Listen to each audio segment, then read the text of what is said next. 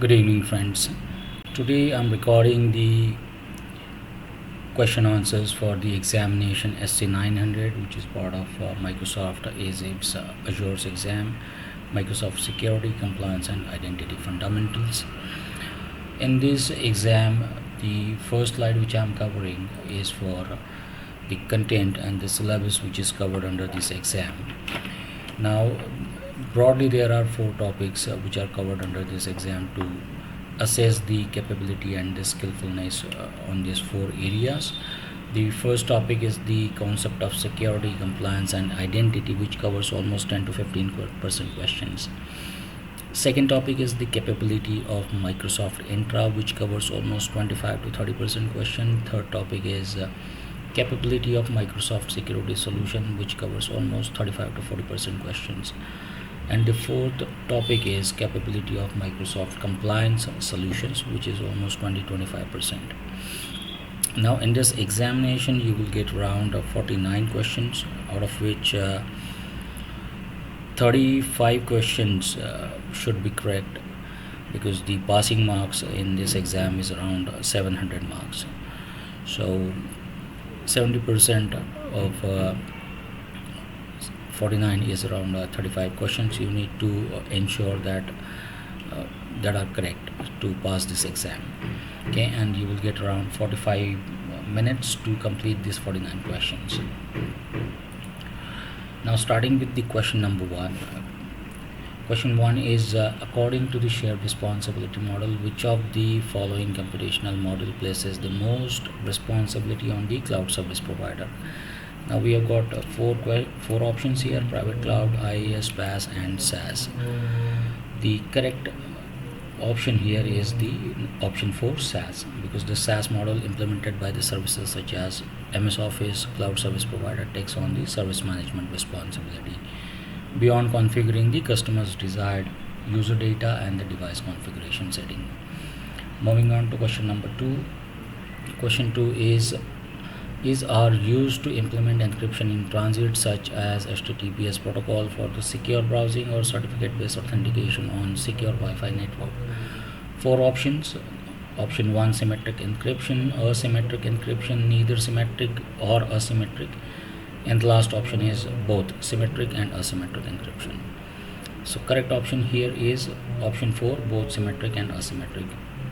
Here's the explanation on this particular option, that TLS, which facilitate HTTPS, uses the asymmetric encryption to first establish the identity of one or both parties. Then it uses the asymmetric encryption to exchange a key to a symmetric cipher. However, asymmetric is only used during the initial setup of communication. So the correct option here is the option 4. Okay, moving on to question number 3. Which of the following is not an intra-ID identity type? Now here we have got 5 options: user, member, internal, external and device. Option 2 is the correct one, that is member. Member is not a part of the identity type available in the intra-ID. Moving on to the question number 4. Microsoft 6 core privacy principles are control, transparency, security, strong legal protection, no content-based targeting. Benefit to you: option 2 is control, transparency, security, legal standing, no content-based targeting. Benefit to you: control, transparency, security, strong legal protection, no content-based targeting, freedom of information. That's option 3. And last option, option 4, governance, transparency, security, strong legal protection, no content-based targeting. Benefit to you.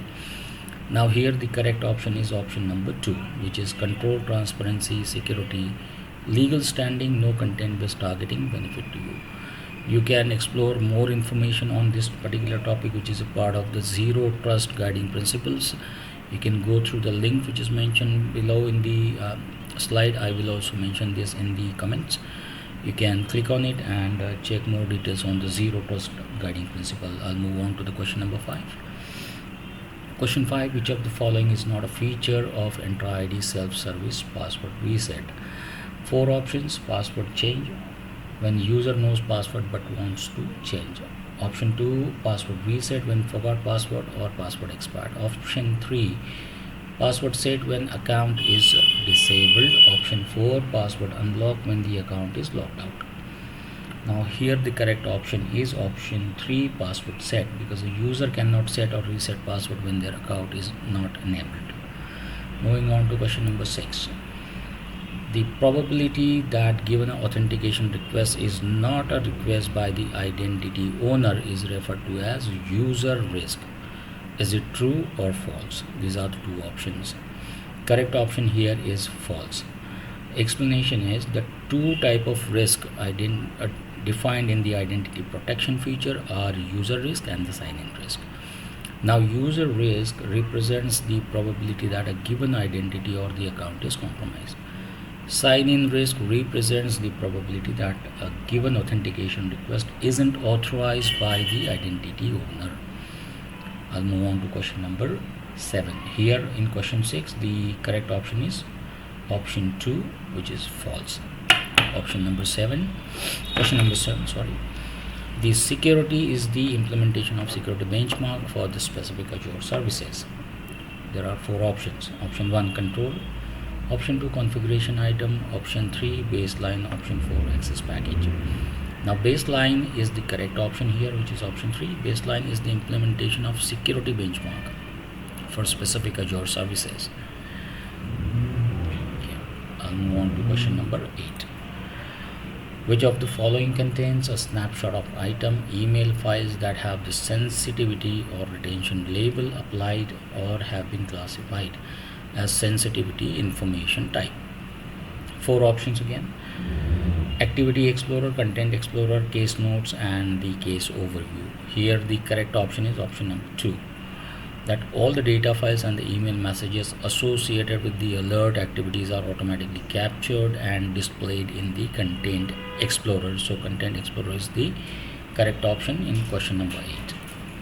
Question number 9. To implement a defense in-depth security methodology, which of the given measure will an organization implement?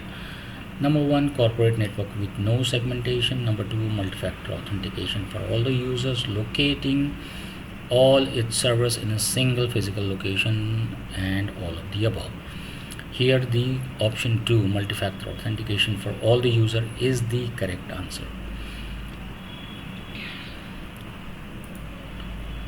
Question number 11. The act of granting and authenticated party permission to do something is, that means you have authorized someone to access the certain resources or do certain tasks. So the correct answer is authorization, but here we have 4 options: authorization, authentication, single sign-on, zero trust. So correct option here is authorization. Question number 12. Entra ID can be configured to allow users to authenticate with their social identity such as Facebook or Google.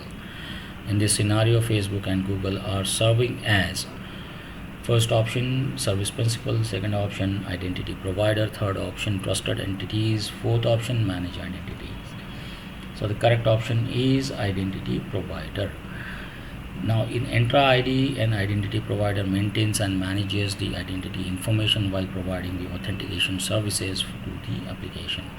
You can go to the link mentioned below for Entra ID B2C tenant. You will find more information on this particular topic. I'll move on to question number 13. Question number 13. Which of the following cyber attacks aims to exhaust an application's resource, making the application unavailable to legitimate user? There are 4 options. Dictionary attacks, SQL injection, DDoS, that is distributed denial of service, and ransomware. Correct option here is option number 3, that's DDoS, distributed denial of service. A DDoS is an attack which is disruptive attack and that attempts to exhaust an application's resource, making the application unavailable to the legitimate users. And DDoS can target at any endpoint service reachable on the internet. Question number 14. Which of the following encryption type uses public and the private key pair for encrypting and decrypting data? Number 1 is asymmetric encryption. Number 2 is symmetric encryption. Number 3 is hashing. Number 4 is all of the above. Correct option is asymmetric encryption. asymmetric encryption uses a public key and a private key pair, whereas the symmetric encryption key uses a single shared key for the bulk data transcription, and hashing is one-way function that does not require a key. Moving on to question number 15. The process of proving you are who you say you are is: number 1, authorization; number 2, authentication; number 3, single sign-on; number 4 is zero trust and security. We have seen a similar question in the past that was related to the authorization, and this one is related to the authentication. So correct option here is option number 2, authentication. Question 16. Resources on the Service Trust portal do not include which of the following? Number 1, audit report from the ISO, NIST and more. Number 2, data protection resources. Number 3 is Azure blueprint for security and compliance. Number 4 is licensing guidance for the security, Microsoft security solution. Correct option here is option number 4, licensing guidance for Microsoft security solution, because the Service Trust portal does not offer licensing guidance for Microsoft security solution. Moving on to question number 17. Question 17. Data loss prevention is a way to ensure sensitive information. 4 options have been given. Option 1 is appropriately backed up. Option 2 is not unintentionally deleted. Option 3 is not inappropriately shared. Number 4 is blocked from being shared between the departments. Correct option is option number 3, is not inappropriately shared, because the data loss prevention helps protect the sensitive information, sensitive data, and reduces the risk. They need a way to prevent the user from inappropriately sharing it with the people who should not have access to it or who should not see it. So option 3 is not inappropriately shared is the correct one. More information can be found on the DLP page on the Microsoft. The link is mentioned below. I'll move on to question number 18. Which of the following Azure services monitor users, entity behavior and activities with learning-based analytics to help protect user identities and credentials stored in on-premise Active Directory? 4 options have been given. Microsoft Defender for Identity, Microsoft Defender for Cloud Apps, Microsoft Defender for Endpoint, Microsoft Defender for Office 365. Now all the 4 options which have been given are from the Microsoft Defender, but Microsoft Defender offers various kind of services for various particular requirements. Here in this case, option 1 is the correct one, Microsoft Defender for Identity. You'll need to dig in through the Microsoft Defender documentation and the pages which is available on the link mentioned below. Here in this case, Microsoft Defender for Identity is a cloud-based security solution which leverages on your on-premise Active Directory signals to identify, detect and investigate advanced threats, compromised identities, malicious insider actions directed at your organization. So option 1, Defender for Identity, is the correct one. I'll move on to question number 19. Which of the following intra-ID feature protects user from the password spray attack? Ban them from using weak password in a global list of banned password when setting or resetting their password. There are 4 options. Option 1, identity protection. Option 2, self-service password reset. Option 3, password protection. Option 4, conditional access. The correct answer is option number 3, password protection. Intra-ID password protection reduces the risk of users setting the weak password by detecting and blocking known weak password from the global banned password list. Okay. I'll move on to question number 20. What is the relationship type that allows federated service to access resources? 4 options. Option number 1, trust relationship. Option number 2, shared access relationship. Option number 3, claim relationship. Option 4, cross provider relationship. Here correct answer is trust relationship, because the federation relies on the trust relationship to allow access of resources for the authenticating entities. I'll move on to question number 21. Which of the following is discouraged as a secondary authentication factor due to known vulnerabilities? Option 1, Microsoft Authenticator app. Option 2, voice call. Option 3, SMS messages. Option 4, OAuth hardware token. Correct option is option 3, SMS messages, because it has some vulnerabilities, and due to SIM swap attacks, SMS messages are also relatively weak as a second factor, and therefore it is discouraged to be used. Move on to question number 22. Azure Firewall is a fully stateful firewall that offers high availability. High availability must be enabled and number of scale instance selected at the deployment time.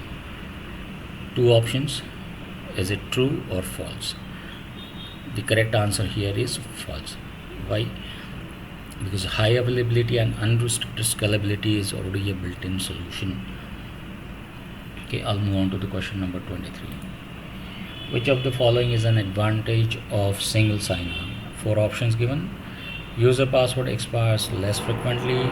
User sign in once and can then access many applications or resources. It leverages a single centralized identity provider. Option 4, all of the above. Correct option here is option 2, the single sign in once and can then access many applications or resources. Question number 24. Which of the following services ingest network traffic logs to dynamically discover and analyze the cloud apps in use within your organization? Four options. Option 1, conditional access app control. Option 2, Microsoft Defender for Office 365. Option 3, Microsoft Defender for cloud apps, and option 4, Microsoft Defender for endpoint. Correct option here is Microsoft Defender for cloud apps. The explanation is given below. The discovery feature in the Defender for cloud apps uses the traffic logs to dynamically discover and analyze the cloud apps that your organization is using. To create a snapshot report of your organization's cloud use, you can manually upload the log files from your firewall or proxies for analysis, or to set up continuous reports. Use the cloud app security log collector to periodically forward syslog data from your perimeter network devices such as firewall proxies. You can check more information about the cloud app security in the link mentioned below. I'll also mention this in the comments. Last question, question 25. Are collections of correlated created when suspicious blank is found?